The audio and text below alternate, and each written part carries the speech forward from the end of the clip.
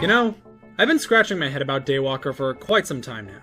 He's a cool, fair boss fight that is about a year old as of writing this, and when he was first released, he was one of the most unique boss fights in regards to style in the entire game. He speaks to the player during the entire fight, and on top of that, he recognizes his own immortality.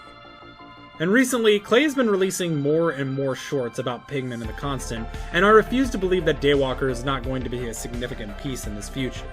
Furthermore, what is his purpose in the future of the Constant? How did he become immortal? Where did the Werepigs come from? Who is the ancient Herald? Why is every touchstone decorated with a pig's head? And is Daywalker Wilba's father? I'm gonna do my best to answer every single one of these, as well as the unanswered questions of pig theory. This is the Daywalker theory.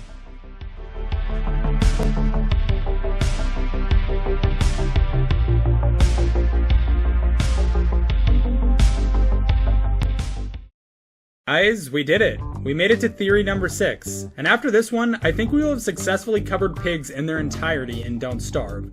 We only have a few more main species / factions we haven't talked about, and then we can move on to more character theories later on if you're all into it. But before we begin the theory, I gotta grift a little.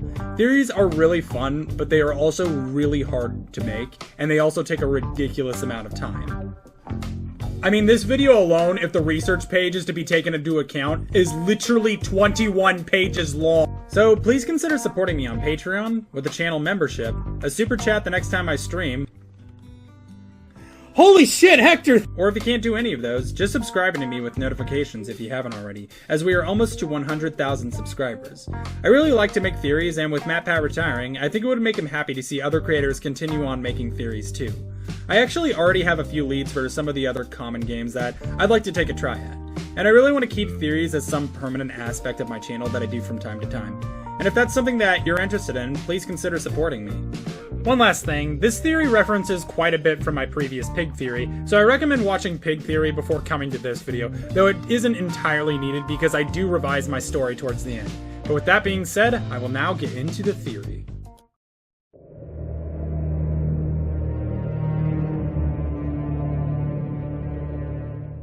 So to begin with, who Daywalker is and why he is important. Daywalker is the current Werepig boss that spawns randomly in the underground along with Toadstool. He's chained to 3 pillars that you have to break with the ancient pig / axe. He's a fair boss fight that can be taken about the same time you can on Dragonfly for reference. And lastly, he drops pure horror, both the blueprints to craft Dreadstone armor and helmet, and the pillars drop the Dreadstone itself, which he has to break. He appears to be more than just a Werepig though, as he is not only significantly larger than other Werepigs, but also has a very clear connection to Nightmare Fuel in a more pure form than just monster meat. He even drops what appears to be a concentrated form of it known as pure horror. Now, the fact that he is a Werepig alone would honestly warrant investigation from my end, but that's just the thing. That's not all he has to offer in regards to lore. As a matter of fact, he is one of the more unique boss fights in the game due to, in one part, to his fighting style, but also due to the fact that he is very vocal and speaks a great deal whenever he is on screen. A trait shared by only a few other bosses in the entirety of Don't Starve and Don't Starve Together. Furthermore, another unique trait shared by only the new boss Frostjaw and maybe Crag King, Daywalker doesn't die when you beat him. Rather, he falls down, announces that this isn't over, and then disappears before reappearing sometime later. I'm not going to get into resurrection and immortality elements of DST too much early on, as I think that's a theory for another day, but the fact that Daywalker has this unique death confirms it, that this isn't just some random pig boss. And due to the fact that this whole theory is basically a part 2 of the pig theory, where I had several characters who we didn't know yet, including the random character, who Pugna is, who Wilba's father is, and if the pigs are being led by a demon, that Daywalker may be a key element to a lot of my unanswered questions. Nevertheless, I know for sure that he's hiding something, and I'm gonna do my best to find out what. Let's try, and start from the beginning.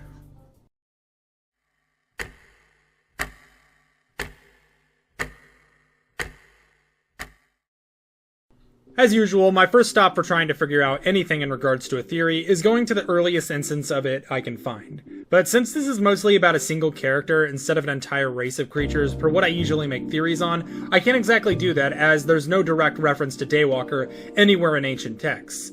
So from this point until we go back to modern day Constant, everything I say will be entirely unprovable yet evidence-based world building. Fortunately, I already did most of the heavy lifting in regards to ancient pigs in my pig theory video, which so far I still stand by, and as for the general history of the pigs, Daywalker still hasn't obfuscated any of that, so let's begin. So, starting out, I theorize that all known races of pigs started in Hamlet due to Hamlet being the only island in the continent with ancient pig architecture. And it also makes sense as the pigs in Hamlet are by far the most advanced and developed. We also know, based on the ancient pig architecture, that the Mans who share the Hamlet Islands as well as an uneasy peace with the pigs have also been around for likely around the same time. I theorize that due to the Apocalypse calendar that was constructed underground, that seems to not only bring ruin unto piglands, but actually seems to empower Mans by turning all regular Mans into warriors with pain. That there was some form of war or rivalry with the ancient Mans. We don't know the specifics of how this rivalry went, but we do know how it ended with the Apocalypse being a thing, and that there likely being an unspoken present grudge between Mans and pigs, which can be further enforced by the fact that, although the Mans are not hostile to pigs, they have literal pigs' heads on sticks outside most of their mant hills. We also know, due to Pugna's quote, that the pigs had not only made their way to the mainland, but had also interacted with shadows, the Shadow Throne, and most definitely also Nightmare Fuel. My current assumption is that they made it there sometime shortly after the fall of the ancient arthropods. And since I have no reason to doubt Pugna's claim, the pigs did in fact rule the Shadow Throne at one point. However, his quote also points out that this is no longer the case. They severed us from the throne. That the pigs are another race of creatures that interacted with the shadows, like the ancient arthropods, though the pigs fared much better than they did. And although Daywalker may have had something to do with the Apocalypse calendar during the Mant War, especially considering Wilba is still in Hamlet, we have reason to believe that the event that led him to get chained up has something to do with the shadows of the mainland. So we can hypothesize that this is, at the very least, the earliest instance where Daywalker could come into the story, at least setting forward the events that he is in now. With that base history, we have the closest thing to a canonical event in regards to pigs and the Shadow Throne, where Pugna did, at least in some capacity, make it to the Shadow Throne and become boss or made the pigs boss, which I'm just going to refer to as Pugna's throne invasion from here on out, and we can draw multiple ideas of where Daywalker came into the story and became the Nightmare Werepig, either before the invasion, during the invasion, or after the invasion. The question now is, when? But we first have to ask ourselves, what are we even dealing with?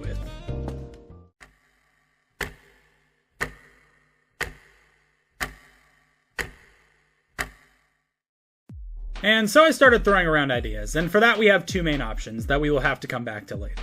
So far, we have no evidence that Daywalker is Wilba's father, other than they're both named Werepigs, and he's the closest mold that fits so far.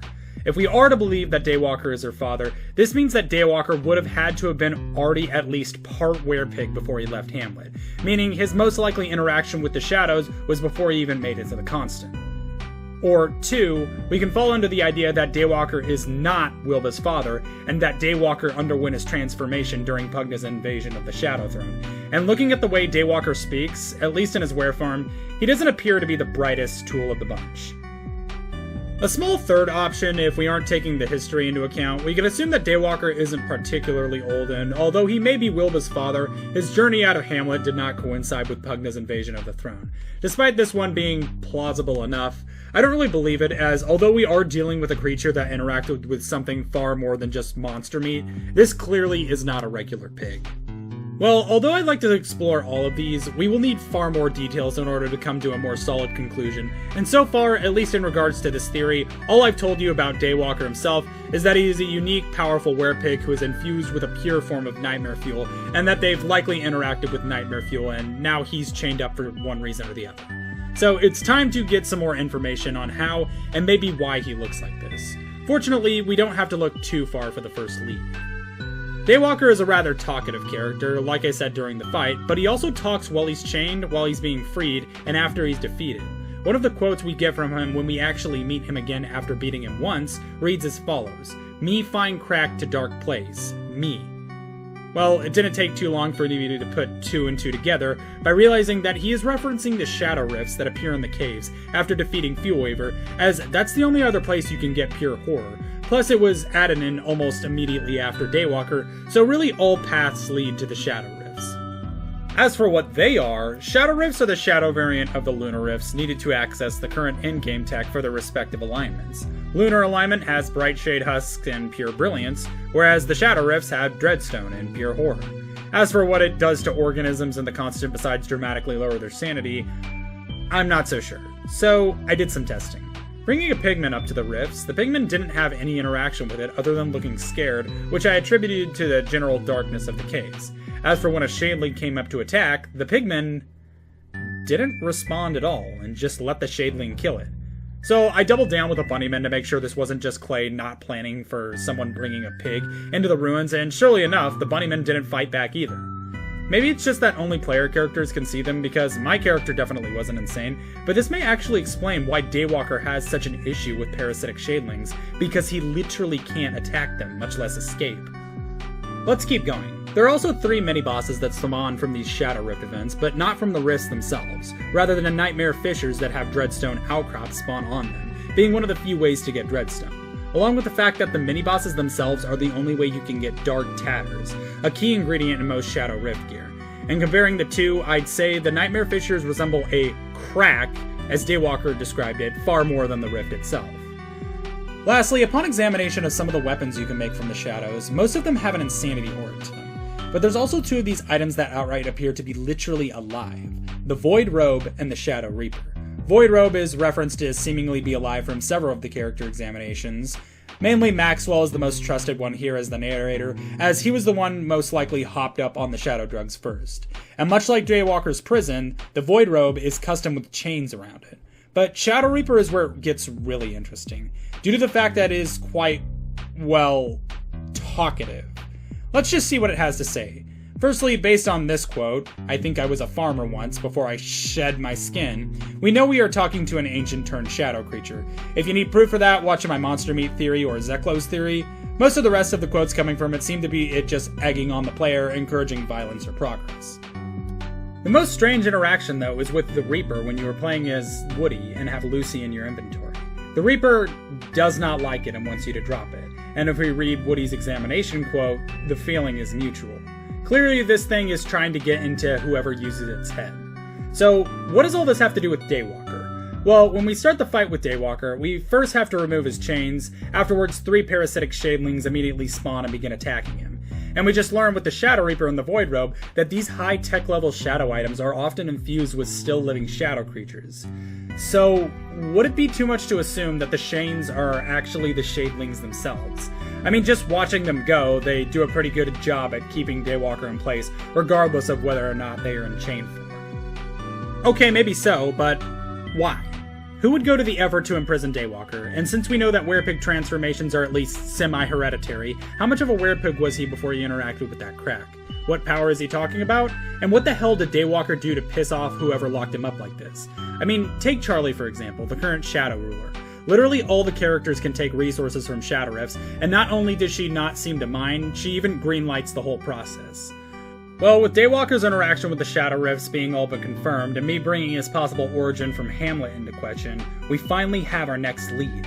Earlier I talked about the mini-bosses dropping a crafting item called Dark Tatters.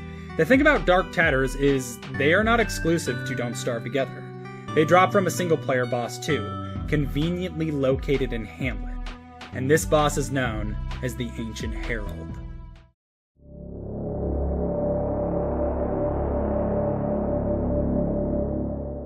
Going back to Hamlet as well as going back to Ancient Herald opens a whole new slew of information we need to search for. I had done a lot of theoretical world building in my pig theory video, but I did have some unanswered questions as well as I didn't really know who Herald was. And starting this out, I still don't. I haven't even decided on a main narrative idea for Daywalker's past either, but there is a connection here. Well, my first question was, once again, who is Ancient Herald? He looks like one of the ancients and, well, Wagstaff. Okay, well that wasn't hard to prove. And my only assumption for why he's in Hamlet likely has something to do with the apocalypse and my demon theory part of the pig theory. So let's gather what we know. First off, he only seems to show up during the apocalypse. Second, once you leave his general location, he doesn't really seem to have any interest in you. He also likes to summon lots of units that seem to be a reference to the plagues of Egypt in the Bible. Lastly, like we already know, he drops Dark Tatters when he dies. So here's my theory. The Apocalypse is one massive shadow rift. Think about it. Shadow rifts will envelop the area around them in miasma, and although it isn't quite blinding, it does coat the area in darkness. And although the Apocalypse moon isn't blinding, it makes things just dark enough to be considered eternal night. The Shadow Rift spawns shadow entities that came directly from the Ancients. An ancient Herald is an ancient himself. Not an ancient pig, or even an ancient man, probably, but maybe an ancient arthropodal. So, what's he doing in Hamlet? Well, first off, we know that during the fall of the Ancients, when they arrived, many of the ancient arthropodals' bodies were changed into a shadow black color before turning on their fellows, corrupting them, up until they started shedding their skin. One of my key ideas for the theory came from the idea that during the first Apocalypse, I had a prediction that this event also created the first Werepigs, and although I had reason to believe so since it fit my story, I didn't have a solid enough confirming argument that this was true. Especially considering that even though I argued that it only affected pigs during the first Apocalypse, and they would go to spread their curse, that there were other civilized pigs that didn't turn during the Apocalypse. But then it hit me. Not something new with this theory's investigation so far, but the correlation that was right in front of me the whole time. Something that I literally pointed out. The mants are transforming as well. Yes, they have a seemingly more favorable mutation, but they do in fact turn in the presence of an Apocalypse moon. It's not just them who turn either. When regular pigs or wild boars who are brought to Hamlet and left to the Apocalypse, they turn as well. And since once again we know that all pigs originated from Hamlet, and that Werepig lycanthropy is at least somewhat hereditary, I think that that's the closest we can confirm that yes, Daywalker has likely not only been in Hamlet, but a Werepig before he even left. The question is, what did he do?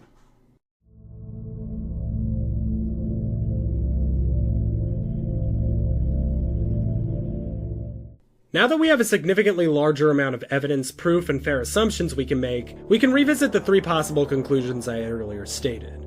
First one being, so far we, as I've stated, had no evidence that Daywalker is Wilba's father, other than that they're both named Werepigs and that the keys match the evidence. If we are to believe that Daywalker is her father, this means that Daywalker would have had to have been at least already part Werepig before he left Hamlet, meaning his most likely interaction with the shadows was before he even made it to the Constant. Or two, we can fall into the idea that Daywalker is not Wilba's father, and that Daywalker underwent this transformation during Pugna's invasion of the Shadow Throne. And looking at the way Daywalker speaks, at least in his were form, he doesn't appear to be the brightest fellow. A small third option, if we aren't taking the history into account, we can assume that Daywalker isn't particularly old, and although he may be Wilba's father, his journey out of Hamlet did not coincide with Pugna's invasion of the throne. Despite this one being plausible enough, I don't really believe it is, as although we are dealing with a creature that interacted with something far more than just monster meat, this clearly is not a regular pig. And although all three of these are still plausible as nothing is solid yet, I am now more inclined to believe less of the second and third ideas and more just the first. This is because there is simply too much evidence to suggest that the first werepigs came from Hamlet and likely had something to do with the Apocalypse at that we cannot believe Daywalker has never been there. Furthermore, there is an aspect of Wilba that I think is important to bring up, and that is how her lycanthropy works, and that it may be the same for Daywalker. Wilba, like mainland pigs and wild boars, will turn to a werepig every full moon, and also when they consume too much monster meat. However, Wilba can extend her own lycanthropy by eating monster meat over and over. If we apply the same principles to Daywalker, this implies that there is some type of energy being channeled into Daywalker to keep himself as a werepig permanently. So, let's try building a timeline with all we know so far. Daywalker started his life in Hamlet as a non-lycanthropic pig. He could have entered into the picture at the same time as, or even significantly later than Queen Malfalfa, as we know she likely utilized the Fountain of Youth to stay young forever. And since we don't know just how long Daywalker has been in those chains we see him in, we can't make any assumptions just yet. Sometime during those times, the first Apocalypse occurs. Whether that's why the Innswells exist is to be determined. We have multiple characters who are likely present during the Apocalypse. Pugna, Elder Pig, Malfalfa, Ancient Herald, the random character, Pig King. Whatever happened was so bad that even a large portion of the modern pigs in Hamlet are adamant to talk about it. Daywalker, if we believe him to be Wilba's father, was likely involved with Malfalfa around this time as well. Sometime after the apocalypse, and being endowed with a base form of lycanthropy, Daywalker would journey with Pugna or the Pig King on one of the treks to the Constant. During that time, Daywalker would make his way to the ruins, interact with a Shadow Rift's Nightmare Fisher, and get his second dosage of lycanthropy, transforming him into the permanent Nightmare Werepig. This is a pretty fair base timeline that we can alter if need be, so let's try and fill in the blanks with the two events that led to Daywalker. To reiterate once again, there was something that happened during the time of the first apocalypse that led to the creation of werepigs, as all evidence points to this being the conception. In my pig theory, I brought reference to a mysterious figure who we didn't likely know yet, as I had also found pictures of the random character plastered in the background around Hamlet. My assumption is that in the future we may have a more likely theory of who, but Daywalker, even before he was a werepig, doesn't seem as though he would fit the description. In pig theory, I had this stranger as the one who was pulling the strings in regards to the apocalypse. And this may still be true, in all likelihood it is likely true, but what if it's not someone new? What if random character is the ancient Herald in disguise? Now, saying that out loud, I know that sounds insane, but hear me out. Yes, we have the posters of random character, but we don't know how large to life they actually are. I mean, the hedges may be, but the Pig King picture certainly isn't. But what makes this a possibility is the fact that we know what type of clothing that dark tatters can make. The Void Cowl. Something that is so dark to wear that the hood alone completely obstructs a user's face. That paired with the fact that the Ancient Herald can not only largely manipulate its body, but the world around it. And this suddenly becomes a lot more plausible. And yes, we do have ancient sculptures of the Ancient Herald as well, even on top of the doors to the apocalypse, but those are ancient depictions of the Herald. Modern depictions reveal that he is most likely walking around in disguise. And from this we can infer that Ancient Herald was potentially the deal maker and orchestrator behind the apocalypse. And in all honesty, it does have a bit of weight to it that Masters of the Shadows, whether they are on the throne or not, try to consistently goad people down to a more shadow-aligned route. As we don't even know where Ancient Herald came from. Quite frankly, he might not have even originally looked like that, and they could have come directly from the mainland or not. And since he always seems to come back even if he is slain as long as the apocalypse is active, he clearly has some level of immortality, similar to what we've seen with other characters I've talked about. That, or there's multiple Heralds, which I, in all honesty, just don't think is all that likely. And it goes even further than that. Ancient Herald has a unique background boss mechanic, and that is that Ancient Herald strangely cannot be attacked by anything except the player. If ordered to by the player, followers would get confused and won't attack. Anything it attacks usually just runs around whilst on fire. It's as if nobody can even see them. Similar to how non-players react to the Shadelings. So how does all this relate back to Daywalker? How does this single significant pig tie into the same creation of all werepigs in the Constant? Remember how I mentioned in my pig theory that Wilba's father was a demon? I referenced this as a likely possibility, as there were not only literal demons living in the Constant, or at least those closest to demons and don't starve, but far more interestingly, the constant reference that don't starve and specifically the pigs have to the book known as the Lord of the Flies. To make a long story short, the Lord of the Flies is not just the name of the book, but the title of Beelzebub, the demon of gluttony. There's various references to this across all pig factions, and before Daywalker was even added to the game, I had significant amount of evidence to believe that Wilba's father was a literal demon himself, being Beelzebub, the demon of gluttony. Coming back to it now, there is still some validity to that, though there's definitely something here. So maybe I'm looking in the wrong place here. We definitely know that there's a relation to demons here, but what about lycanthropy? Yeah, werewolves in mythology can be caused by and work with demons, but they aren't inherently demons themselves.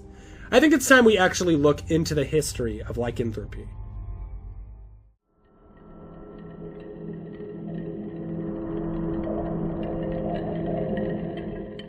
I actually am kind of surprised it took me this long to get to this topic of lycanthropy as a whole, considering how integrated this topic is with the discussion at hand. But at the same time, we never had a character that was as ingrained into the trait of lycanthropy as Daywalker. Nevertheless, let's get into it. Lycanthropy, or rather werewolves, in mythology are hard to pinpoint exactly where they began. with the only two of the earliest I could find being the Epic of Gilgamesh. It reads that Gilgamesh had rejected a potential lover because he saw how she treated her previous lover, being that she grew bored with him, so she transformed him into a wolf and had his own wolf pack kill him.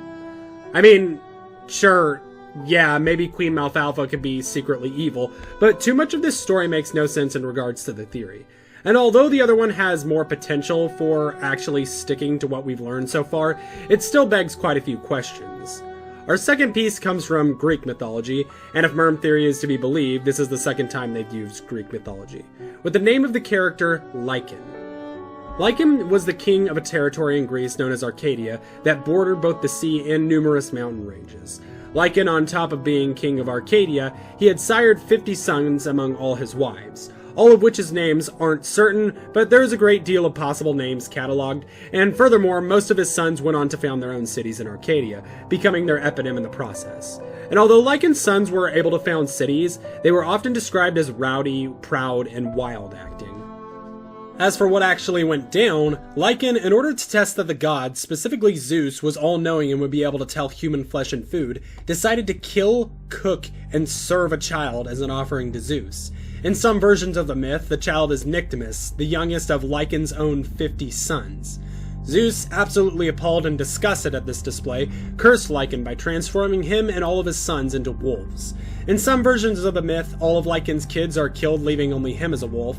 In others, it only cursed those that participated in eating Nyctimus, and in addition to the first myth, Nyctimus is often depicted as being restored to life again after his father and brothers are punished. So, obviously, the first place I went with this story was to all the lists of Lycan's names that I could find on the internet. I even pulled up an old version of the map of Arcadia and added those cities' names to my list as well. Next, I went to the list of all known pig names and created a second list of those names. And sorting through every name and writing down whenever a name appears in both lists, we only have a few names that even kind of fit. And if we remove exceptions for spelling and pronunciation, that number drops to 0. There is absolutely no base name value correlation between these two lists. So, this left me scratching my head. I was once again completely stumped. Here I had thought that Daywalker and all modern pigs in the Constant that are affected by lycanthropy were references to the story of Lycan, and although they still could be, after all, they never do details exactly in mythology, especially considering the case I made with the Gnaw being a reference to Charybdis. Okay, so if my narrative of these pigs being Daywalker's sons is to be believed, where do I even go from here? Especially considering I haven't even solved for the other part of this myth yet. But then I remembered something. Daywalker isn't in charge. He's not exactly around or in a state to give these pigs orders. I tested them in a boss fight, but not only that, there's another pig already in charge of them. The Pig King. Or in Wilba's words, a traitor king. A traitor from the village of traders ruling over the werepigs of the mainland, who is not a werepig himself, proven during a full moon, so why is he in charge?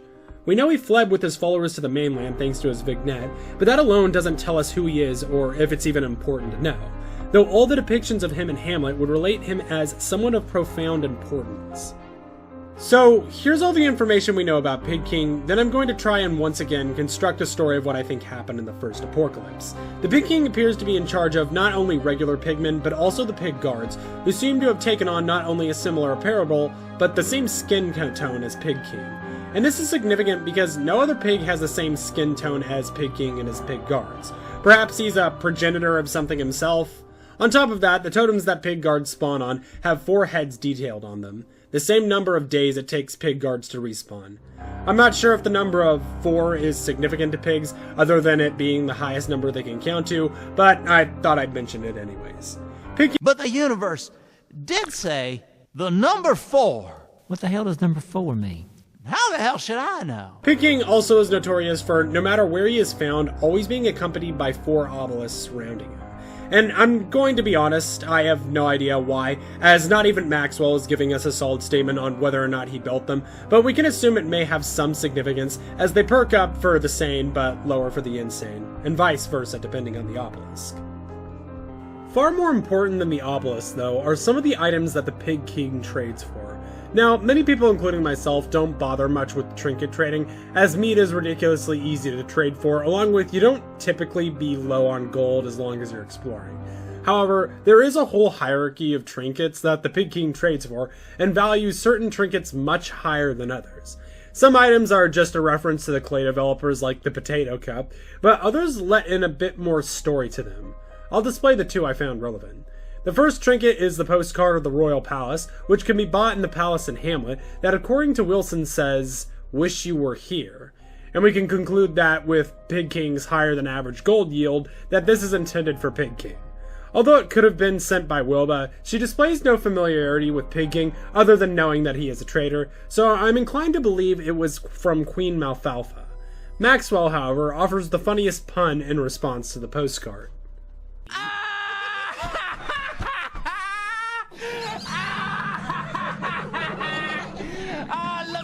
The strangest item, though, is the trinket Pig King is willing to pay more for any other item.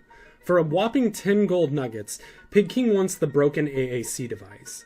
The term AAC stands for Augmentative and Alternative Communication.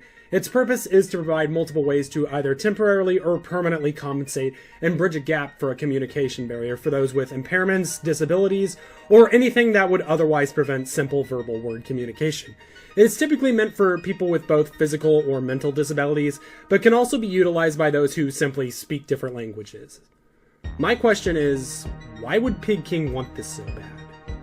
I'm about to get back into the theory for the first apocalypse, but first I have to mention, in the first pig theory, I had also brought attention to a third faction in Hamlet that I named as the Birds. This was to explain stuff like the Ancient Hulk and the Ancient Relic, and even the Brig-friendly Bird, and although I still stand by the idea that a faction of birds do exist sentiently in DST, especially considering Corvus is a thing, I've left them out of this theory as now I feel their role is mostly insignificant in regards to the man and pig conflict. So, we still have a whole second event on the mainland to cover, but in regards to the first apocalypse, here's my theory. The story plays as ancients did in the world of Hamlet. Mant and Pig didn't exactly get along, but shared somewhat of an easy peace, though it appears the Mants are getting the short end of the stick for one reason or another. Whereas the Pigs are prospering heavily on the lands of Hamlet, having a far larger population and advancing tech levels much more quickly, the Mants are lagging behind, and they wanted to do something about it. Daywalker was a young, mature boar during this time, similar to Queen Malfalfa, though she was still ruler. Probably around the same time, if my theory that Malfalfa has been drinking from the Fountain of Youth, this would probably be around the same time Pugna was sent to defeat Puglisk, and thus have the beast named after him. Daywalker wasn't like other pigs. Daywalker was obsessed with fame and fortune, just like Maxwell. And once again, just like Maxwell, he started turning to shadows to get what he wanted. And we know based on his quotes that he has quite an obsession with power, so much so that I believe Daywalker could have made an offering, an ask for power if you will. There are wishing wells all around in the ancient Hamlet ruins, and some of them have a dark swirl to them and are known as Inns wells. Maybe even a sacrifice. And since there's not exactly a high concentration of nightmare fuel in Hamlet, Daywalker had to look to someone else to give him power. And that is where I think ancient Herald comes into the story, poisoning the well that Daywalker wished for power upon, and that's where Daywalker cursed himself, becoming the first Werepig. But the idea goes a bit further than that. Daywalker didn't see lycanthropy as a curse. No. Daywalker approved of the transformation. Although he could only transform when he exposed himself to the fuel, whether that be directly or through the meat he consumed, he approved of it so much that he sought of a way to make it permanent. Once again, the ancient Herald had cooked something up, this time with the Mants, and with the three of them working together, they had created the first apocalypse calendar. Something that, when activated, would empower the Mants, allowing all to become warriors, at the cost of becoming more violent, and creating a permanent full moon, allowing Daywalker to be a werepig for as long as the calendar stood still. And that's exactly what happened. When activated, the first apocalypse occurred. Daywalker transformed and he went ballistic, roaring into town, killing guards with ease, plundering all the food and money he wanted, and biting several other pigs, infecting them with the nightmare-fueled curse, creating his first werepig spawns. This went on for days, weeks, even until finally the apocalypse was ended by the calendar being pushed out of place by a champion of the pigs, most likely Pugna. Daywalker transforms back, keeping all of his riches and nobody in the town suspecting a thing, since they had never seen a werepig before today. This drew the attention of Queen Malfalfa, as another wealthy pig in the village of Hamlet was likely more than a quality candidate for a suitor, and as they say, the rest is history. But that's only half the story, and it's still really muddy. We still don't know how Wilba got the silver necklace, who Daywalker angered to be chained up, who the Pig King is, or how Daywalker succeeded in his plans, or why he can't be killed. But I think all of this being a fairly plausible enough story, I think we can finally take a stab of what the other half might be. Let's talk about Daywalker's Apotheosis.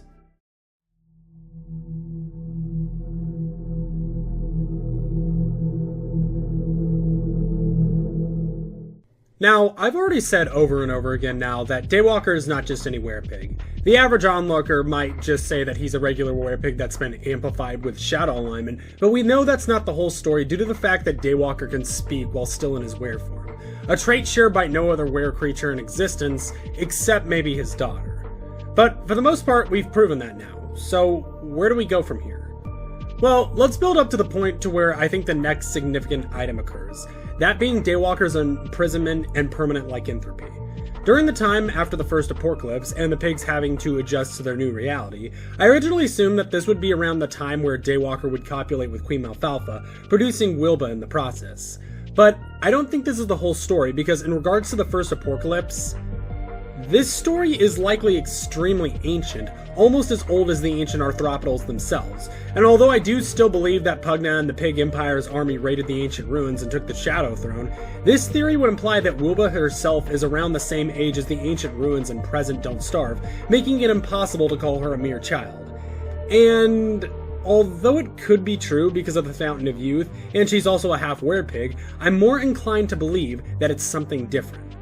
So, Daywalker isn't able to have conceived Wilba with Malfalfa until we are much further into the modern timeline. We also aren't certain if Daywalker has been present during Pugna's raid, though we have some reason to believe so. We also don't know when Pig King comes into the picture. And whatever Daywalker did, he succeeded, at least in some form, though he pissed someone else off in the process. So, let's start connecting evidence with a couple of story ideas. Idea 1. Daywalker did in fact go on the raid with Pugna to the Shadow Throne, but somehow he was able to avoid capture by the Ancients, perhaps due to his lycanthropy. Maybe afterwards he makes his way back, copulates with Malfalfa, and then returns to the ruins again. Plausible, but not entirely likely. Idea number 2. Daywalker wasn't present during Pugna's raid of the Shadows. He stayed in Hamlet through the entirety of the ancient times, likely having shared the Fountain of Youth with Malfalfa if his alpha werepig lycanthropy didn't grant him eternal youth. But one day, for one reason or another, he left, and that was only shortly after copulating with Malfalfa. Once again, this could be plausible, but is unlikely the actual story. So, I think we need to look at some of the other motives that someone like Daywalker would have for being with Queen Malfalfa. All we know about Daywalker's personality so far is that he not only likes but has an outright obsession with power. Whether this is a nightmare fuel addiction or not is to be determined, but it's there. He also comes across as arrogant and narcissistic, being that he refuses to admit defeat. Unlike the only other boss that survives a fight with the player, lastly, he comes across as both selfish and completely unempathetic, screaming that the power is his and belongs to him, and that he has absolutely no thanks for the same people that literally just freed him, attacking them instantly after he is no longer being shavelinged. I could be wrong about his personality in regards to the past, as I have no doubt that the lycanthropy and nightmare fuel is having an effect on his personality, but we already know that yes, power is a key motive for him. So, somebody like this doesn't really come across to me as a family man. So, why have a daughter with Queen Malfalfa? I understand the idea of having an heir to the throne, but Malfalfa can continue drinking the Fountain of Youth forever, and indefinitely stall them. Well, maybe there's another reason, another selfish reason, to why Daywalker would have a child. And the first thing that came across to me was a bit disturbing when I first came up with it, but maybe Daywalker made a sacrifice. It wasn't as simple as some money or fuel or accepting his curse. Maybe he needed a sacrifice in order to get his werepig powers in the first place. Maybe he needs another one. Remember that story of Lycan earlier? And I know what you're saying. Dude, there's no way Daywalker had plans to have a kid just to sacrifice her. And in all honesty, looking through, I think you're right. There is absolutely no evidence to suggest that Daywalker, or any pigs in the Constant, or even the ancient arthropodals, have ever done, or that they would ever even need, a sacrifice.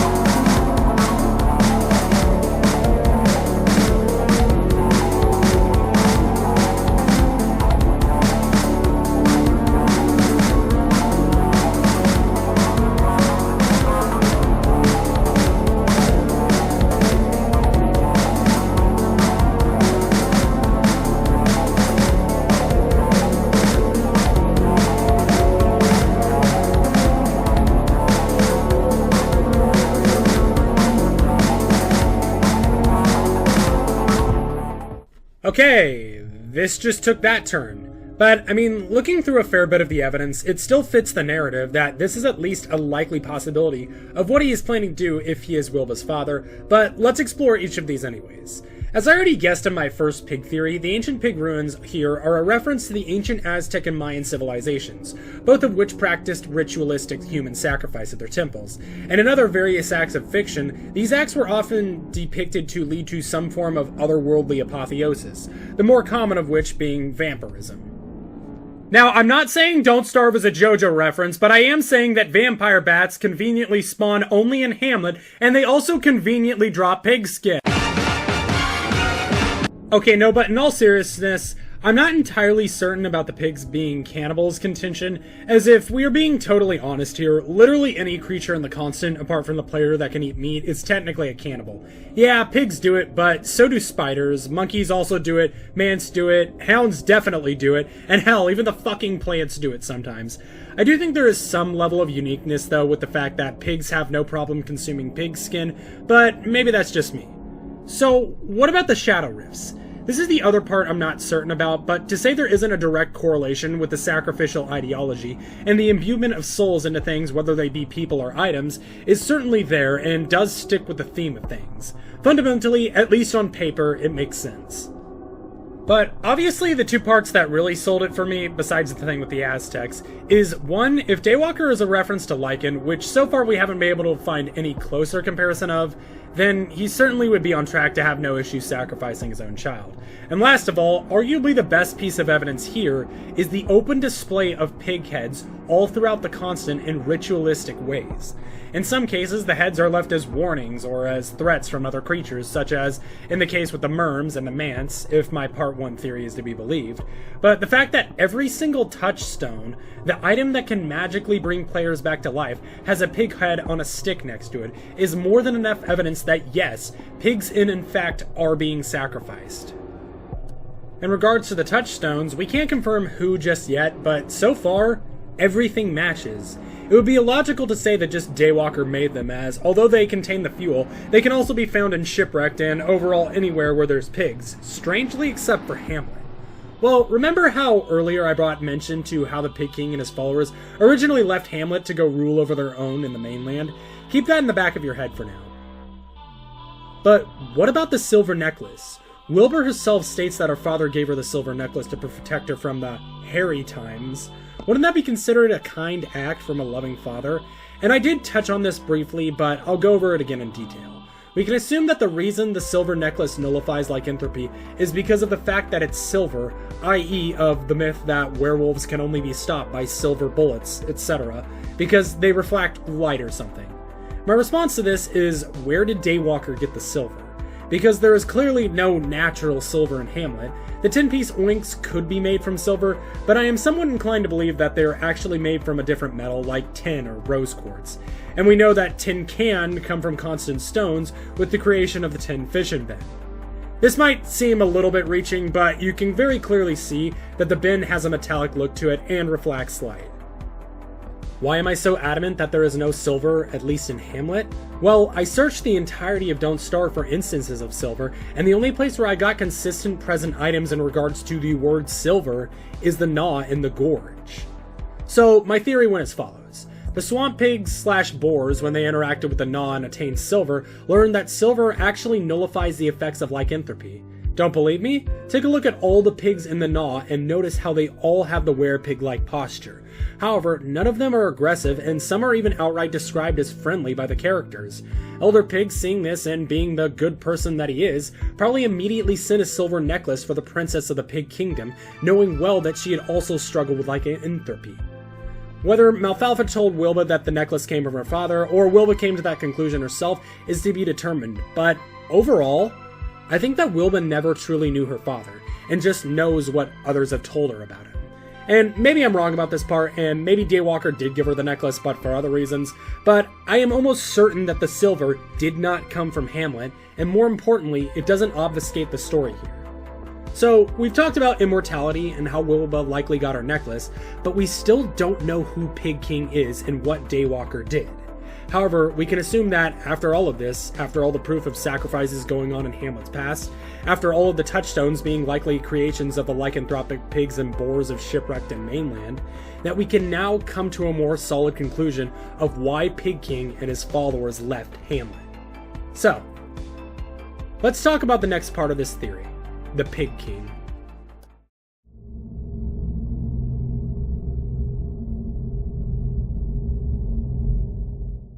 Well, to answer this question, we have to go back once more to Hamlet.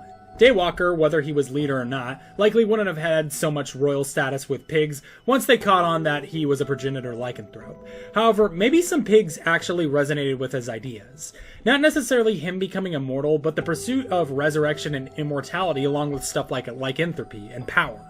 However, one higher-up pig paid great attention to Daywalker's ideas. A rather wealthy and influential pig, to be specific. He wasn't bitten by a werepig, mind you. However, someone in support of the pursuit of the Apotheosis, who wasn't a blatant traitor to the pigs like Daywalker, would no doubt earn the favor of many now lycanthropic pigs who are likely infectious to the non-lycanthropic pigs. The village of Hamlet was now likely a culture that shunned any and all forms of sacrifice in pursuit of Apotheosis due to it bringing about the horrendous curse of the apocalypse. Thus, as the vignette described, Pig King and his followers, and Daywalker too, though maybe not at the same time, left Hamlet to go rule over the mainland and other lands in the continent, using his extreme levels of wealth to provide food for himself. And whilst Pig King progressed in the creation of settlements across the mainland, his followers resumed what would only be the continual research into the ideas of resurrection and immortality and the usage of fuel to achieve such. And finally, we have Daywalker. Daywalker found himself something down in the ruins, looking for the next dosage of lycanthropy. And he found it. But something went wrong. Maybe Daywalker and Pig King came to mainland on separate occasions? So, let's continue on to run the narrative again. So, moving it on and thinking it through some more, I'm starting to think I might have been wrong about Daywalker being present for the throne invasion. Or at least not originally what I predicted with him being with Pugna. After all, he claims it was only him who found the power. All I know is someone who was on the throne at the time of Daywalker going after the power. It might not have been the Shadow Throne's current ruler, but it's worth exploring. It could have also been made by them, of course, but as it turns out currently, I'm not certain where they currently are. They could be the moon and controlling the Gestalts, or perhaps they still have a stronger hold on the shadows than predicted. Either way, all paths point to a Shadow Throne ruler, or at least some master of shadow alignment. And looking through at all the potential rulers that I have at the very least constructed with my narratives, Charlie, for a brief period Wilson, Maxwell, the pigs that came before them, and the ancients that came before them, with a capital T. At first I wanted to say Charlie, and here's why it both might and might not be her. We know that Daywalker's presence is not a direct invocation of Charlie when she receives an offering from the players because Daywalker spawns underground no matter what unless obfuscated by world gem properties. She could have recently imprisoned him before the opening of the Shadow Rifts again, given that she had tested in the past. And after all, she seems like she only needs a little Dreadstone to start them, and maybe not even that. We don't know what Dreadstone is, but thanks to Wilson, we know that it can be made from pure horror, a seemingly concentrated form of nightmare fuel. Perhaps Charlie lured Daywalker to the ruins and chained him up. What really gave me the idea that it might have been Charlie is the fact that, one, it seems more recent in time, in other words, it would still coincide with Wilbur, and she uses marble-like pillars in order to chain him to the Shadelings. The significance of the second being that it matches her style with the florid postern. You know, the spawner with two giant marble pillars? But this is also a bit of a reach, as there are other marble-like pillars in the Constant, and Maxwell has used them too. So we can say, at least for now, that this could possibly be Charlie who chained Daywalker up. Wilson, I think, is the least likely of the lot, as he shows no familiarity with Daywalker, and plus he had likely the shortest session on the Nightmare Fuel ever of any ruler before he got fired by Charlie, so we can safely rule him out. Maxwell may have known Daywalker during this time on the throne, saying stuff like, "You went nosing around where you shouldn't have, didn't you?" Though this could also simply imply that he knows what shadow alignments can do, and is just referencing Daywalker as just another victim he never knew. Either way, I somewhat doubt Maxwell himself was the one to put him there. I don't think it's the ancient Arthropodals, at least not when they were on the throne, due to the simple fact that the timeline doesn't fit. It could have been the Ancient Herald shortly after how he was in Hamlet, but seeing as how this wouldn't be until after the fall of the Ancients in the mainland, it's physically impossible for it to be the Ancients when they had the throne. Plus, I'm not even entirely certain if Ancient Herald is one of the Arthropodals. So, this really only leaves the pigs on the throne, whoever they ended up being. Given my story holds true, Daywalker would likely hold no allegiance with the pigs after the whole Hamlet thing, attempting to take the throne, but that would also imply that Daywalker didn't find what he was looking for with the shadows until after the pigs arrived after him. This is possible. I mean, who's to say Daywalker didn't steal from the pigs after they came onto the throne, and when they came to sever the pigs from the throne, Daywalker could have been one of their instruments in doing so. After all, we know based on the murals that when they show up, they also tend to turn a race's own people against them. And being done with him, and his only obsession being that with power, they simply locked him up again and forgot about him. So, moving forward, our most likely options for who chained up Daywalker are Ancient Herald, Charlie, and the Pig Throne, or by extension them. And once again, so close to the end, with so many different options this story could take, I was at a dead end. So, the conundrum is this. Wilbur was likely born earlier within the past 2 decades, and thus there would have been some coincided event that Daywalker would have performed beforehand in order to conceive her with Malfalfa. However, it is also true that Daywalker is likely much older than any normal pig, so he needs something that would solve for him in both events without obfuscating the age requirement. And yeah, I could say the Fountain of Youth again, but Daywalker hasn't been in Hamlet for some time. It has to be an act he committed within recent times to have been locked up there for, at most, 20 years. So, once more, I have to do a little more self-world building. Daywalker, whether he left Hamlet, whether of his own accord, or he was kicked out, doesn't matter. He was gone and in the mainland. He could have been a participant in the severing of the Pig Throne, but since that was also ancient, it likely wasn't what binded him. He was able to return to Hamlet due to learning about silver and its applied ability against lycanthropy. Even though he looked at lycanthropy positively, he was able to return to Hamlet and reunite with Malfalfa, creating Wilbur in the process. Though he left shortly after for one reason or another. So, I think it was Ancient Herald again. And looking through it makes the most sense. Ancient Herald is the only one of those characters from our options who is confirmed to be in both of these points in time, the ancient statue of him and in modern day Hamlet.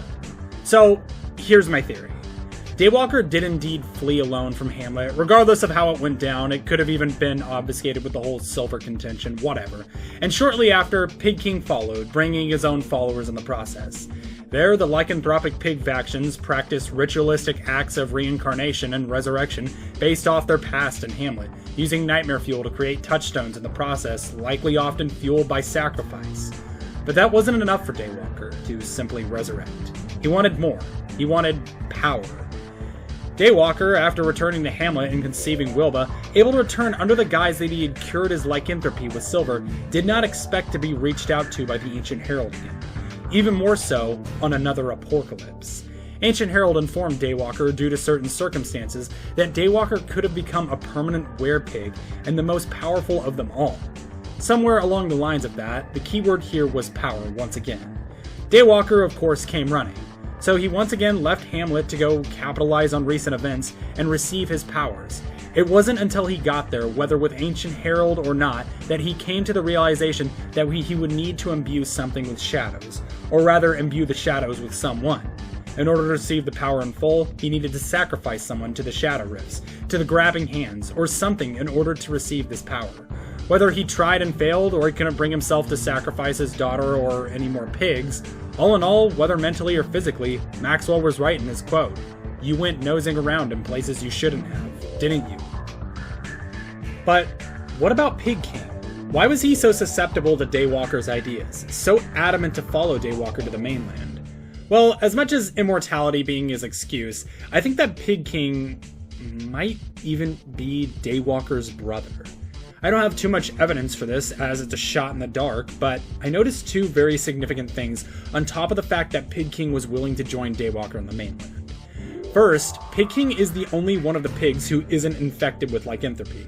And yeah, the pigs could have just figured out some cool alternative to immortality via lycanthropy by nullifying the king with the obelisks, but what if it was because Pig King is genetically related to the alpha lycanthrope?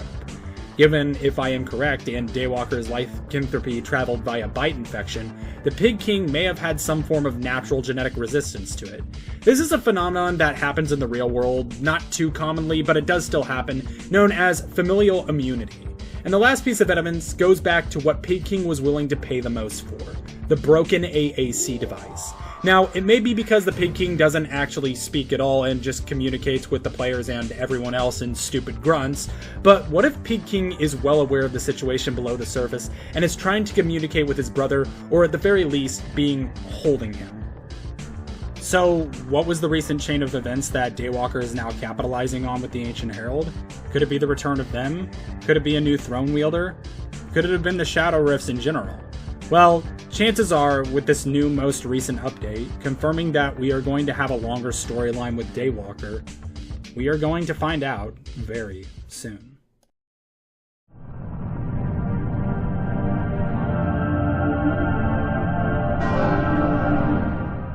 So, I've said a lot of stuff, openly contradicted myself, and have told snippets of what I think the story of Daywalker is several times now. Like Pig Theory, I'd like to give the full, complete version of what I think the story is for Daywalker, now that we have everything.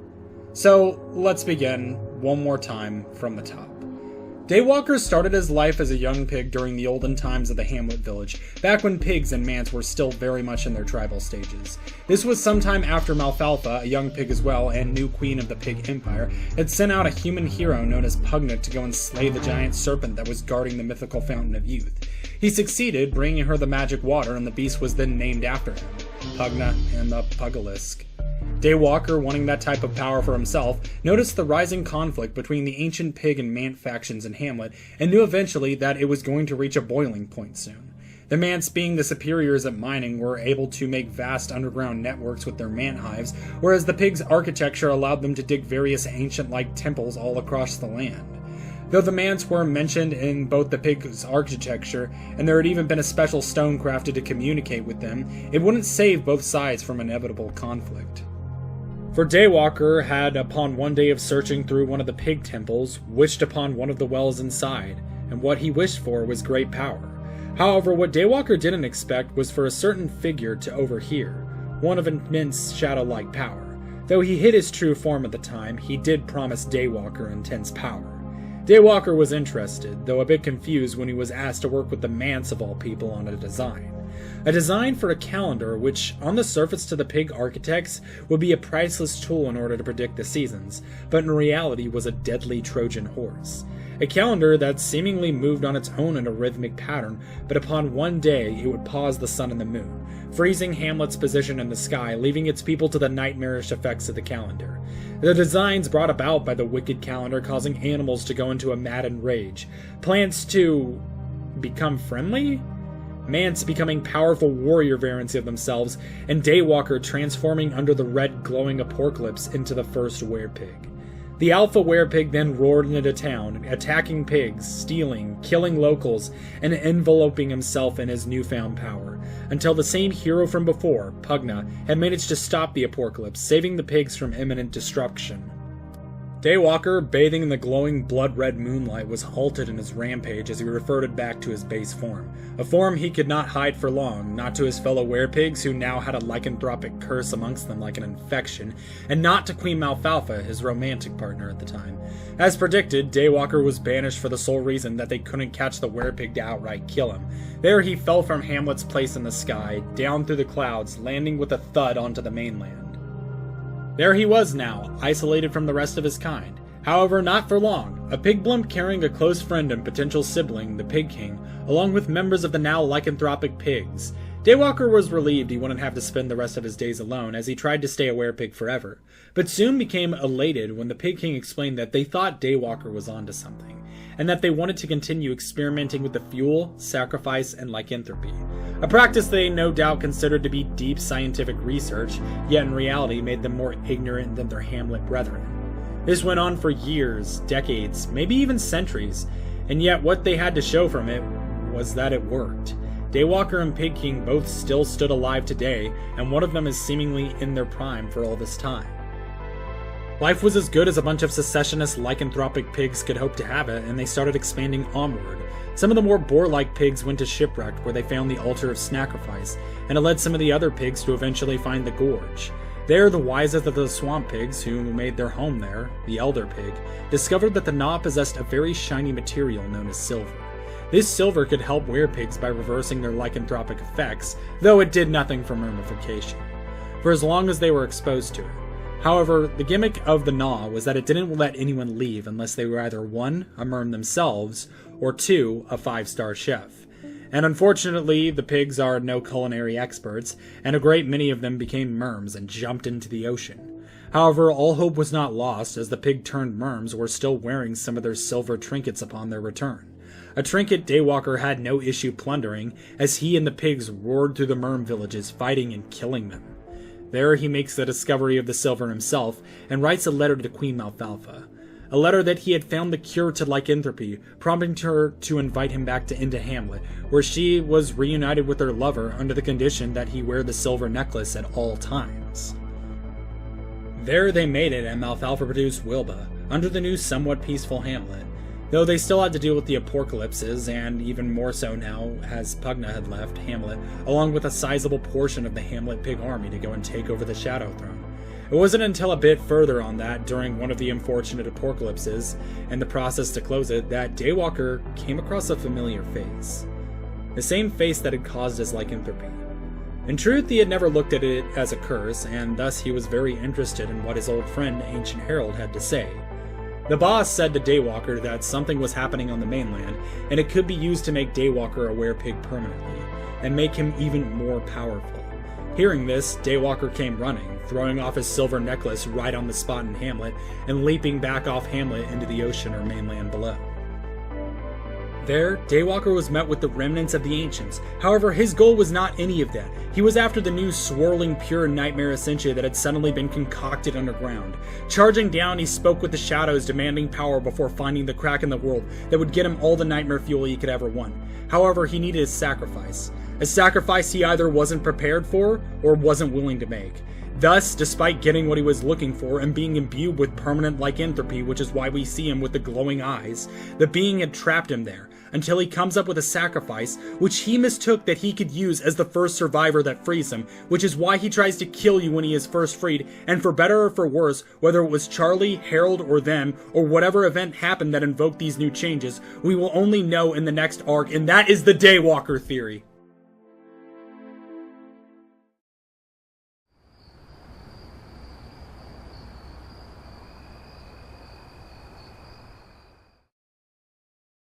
And that is the Daywalker theory, a long and convoluted story about how a single werepig, hungry for power, ended up permanently altering his home and led to the creation of a voracious infection that still plagues most pigs at the Constant to this day.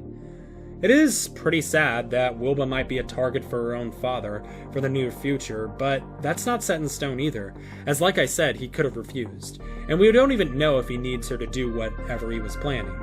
Either way, we now have an almost entirely comprehensive lore of the entire history of all pigs in the Constant. We know who they are, we know how old they are, we know what they did, we know where, and we know why. We are still getting plenty more instances of pigman lore in the Constant, and as the world progresses with more and more content, we are likely to learn even more about them. And even more so, I'm not even done. As of making this, another update to DS Turn, and in turn, Daywalker came out, and I'll be setting to work on it as soon as I can. And I don't know what the updates following this will entail, whether it confirms or denies my theories, but it seems like our journey with Daywalker and the pigs isn't quite over yet.